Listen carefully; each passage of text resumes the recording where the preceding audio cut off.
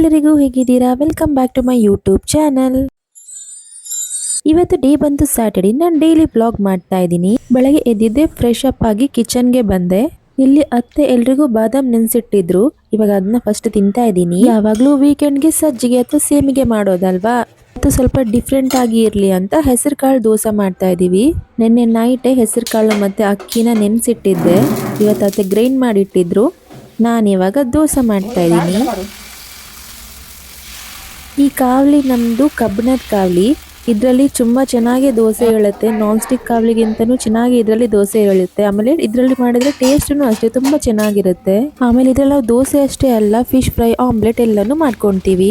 ನೋಡಿ, ಇಲ್ಲಿ ಬಿಸಿ ಬಿಸಿ ಹೆಸರು ಕಾಳಿನ ದೋಸೆ ರೆಡಿ ಆಯಿತು. Hi mummy. Hi. Good morning. Good morning. Fine. Good morning. Fine. Good morning.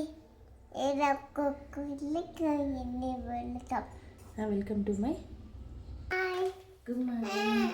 Good morning. Good morning. Good morning. ನಮ್ದಿಲ್ಲಿ ಟೀ ಹಾಗೆ ದೋಸೆ ರೆಡಿ ಆಗಬೇಕಾದ್ರೆ 10 ಗಂಟೆ ಆಯಿತು. ಇವತ್ತು ನಮಗೆ ಸ್ವಲ್ಪ ಹೆಲ್ದಿ ಬ್ರೇಕ್ಫಾಸ್ಟ್.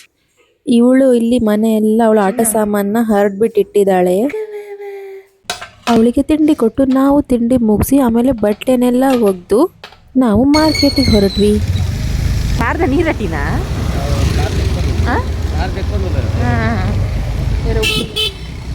ಇವಳು ಇಲ್ಲಿ ಟೆಡ್ಡಿ ಎಲ್ಲ ಮಾರ್ತಾ ಇದ್ರು. ಇವಳು ಬೇಕು ಬೇಕು ಅಂತ ಇದ್ದಾಳೆ. ನಾವಿಲ್ಲಿ ಮೊದಲಿಗೆ ಚಿಕನ್ ತಗೊಳ್ಳೋದಿಕ್ಕೆ ಬಂದ್ವಿ. ಇಲ್ಲಿ ಊರಿಂದಾನೇ ಫ್ರೆಶ್ ಆಗಿ ಬೆಳಗ್ಗೆ ಮೀನೆಲ್ಲ ಬರುತ್ತೆ. ಆದ್ರೆ ಇವತ್ತಿಲ್ಲಿ ಸ್ವಲ್ಪ ಸ್ಪೆಷಲ್ ಆಗಿ ಮರವಾಯಿ ತರಿಸಿದ್ರು. ಹಾಗಾಗಿ ಚಿಕನ್ ಜೊತೆ ನಾವು ಇದನ್ನ ತಗೊಂಡ್ವಿ. ಅಲ್ಲಿಂದ ಸೀದಾ ಮತ್ತೆ ತರಕಾರಿ ಅಂಗಡಿಗೆ ಹೋಗಿ ತರಕಾರಿನೆಲ್ಲ ತಗೊಂಡು ಮನೆಗೆ ಹೋದ್ವಿ. ನೋಡಿ, ನಾನು ನಿಮಗೆ ಮರವಾಯಿ ತೋರಿಸ್ತೀನಿ. ಇನಿ ಕಾಣೆ ಬತ್ತೀನಿ ಪಂಡೆ 5 ಕಿಲೋ ಆರ್ಡ್ರ್ ಇತ್ತು ನನಗೆ ಕಲ್ಲಿ.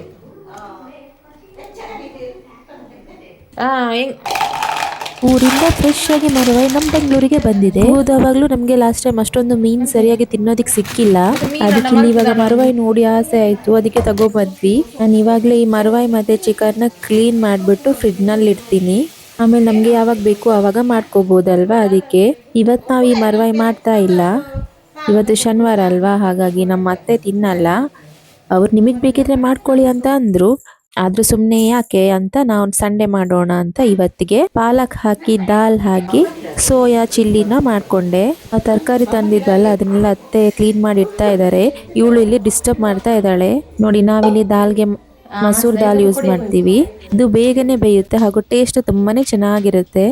ಇದನ್ನೆಲ್ಲ ಚೆನ್ನಾಗಿ ವಾಶ್ ಮಾಡಿಕೊಂಡು ಮತ್ತೆ ಬೇಳೆನ ಸಪ್ರೇಟ್ ಆಗಿ ಬೇಯಿಸಿ ಆಮೇಲೆ ಒಗ್ಗರಣೆ ಎಲ್ಲ ರೆಡಿ ಮಾಡಿ ಇದಕ್ಕೆ ಮಿಕ್ಸ್ ಮಾಡೋದು. ಇವಳು ನಾನು ಅಡುಗೆ ಮಾಡಬೇಕಾದ್ರೆ ಇಲ್ಲೇ ಬಂದು ಕೂತ್ಕೋಬೇಕು ಅಂತ ಹಠ ಮಾಡಿ ಬಂದು ಕೂತ್ಕೊಳ್ತಾಳೆ.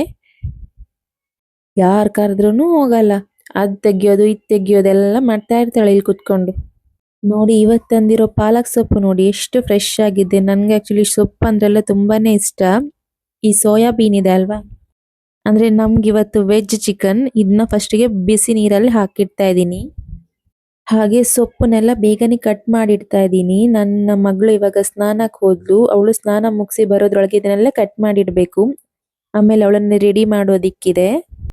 ಕಟ್ ಮಾಡೋದೊಂದಾದ್ರೆ ಆಮೇಲೆ ಬೇಗನೆ ಬೇಯಿಸ್ಕೋಬಹುದು. ನಾನು ಆಮೇಲೆ ದಾಲ್ ಹಾಗೆ ಸೋಯಾ ಚಿಲ್ಲಿದ್ ವಿಡಿಯೋ ಮಾಡಿಲ್ಲ, ಲೇಟ್ ಆಯ್ತು.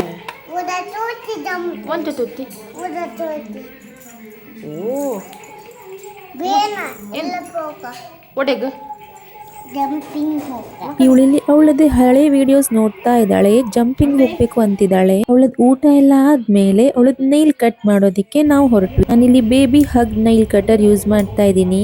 ಅವಳು ಯೂಟ್ಯೂಬ್ ಅಲ್ಲಿ ಅವಳ ವಿಡಿಯೋಸ್ ನ ನೋಡ್ತಾ ಇದ್ದಾಳೆ.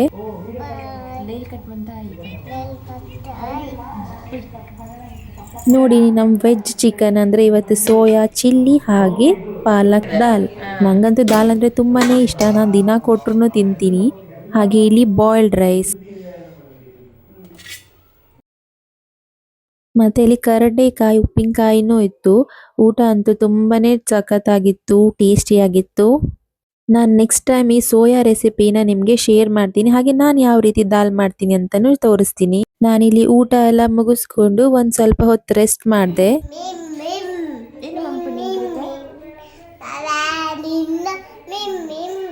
ಇಲ್ಲಿ ಇವಾಗ ಗಂಟೆ 7 ಆಗಿದೆ. ನಾನಿಲ್ಲಿ ಚರ್ಮುರಿ ಮಾಡೋಣ ಅಂತ ಬಂದೆ. ಏನು ತಿಂಪಿನು ಎಡೆಜ್ಜೆ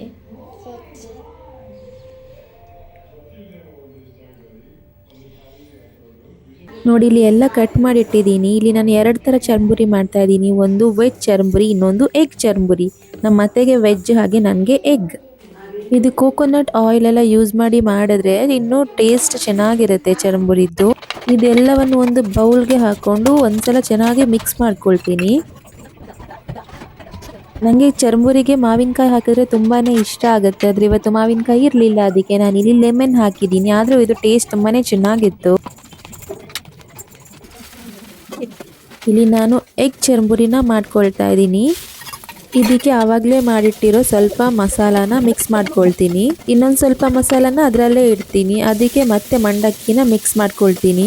ಅದು ವೆಜ್ ಚರ್ಮುರಿ. ಅತ್ತೆ ಇವತ್ತು ತಿನ್ನಲ್ಲ ಎಗ್, ಅದಕ್ಕೆ ಅವ್ರಿಗೆ ವೆಜ್ ಚರ್ಮುರಿ.